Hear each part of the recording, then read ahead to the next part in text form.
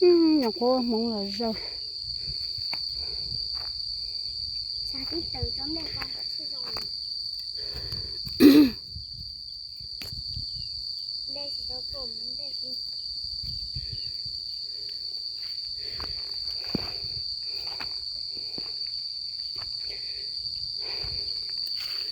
Pha tàn bộ nó lỡ.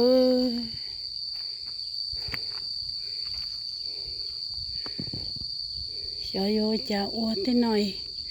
Thế thì tôi cho mà cho nó là má đậu cho chị chỉ phút tua.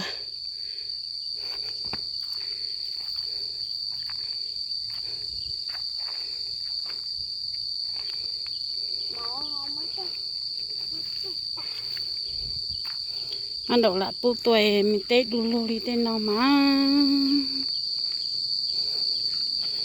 Nhiều khăn cho thiệt. Má đậu cho chị chỉ phút tua chị chỉ tua chị. Rồi đâu. Rồi vô chả đó tao nó.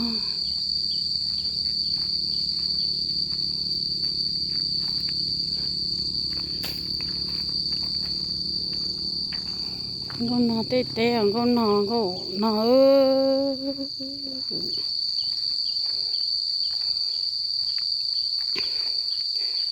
mình con nó tôi vội in nôn rồi tạm bộ nó sư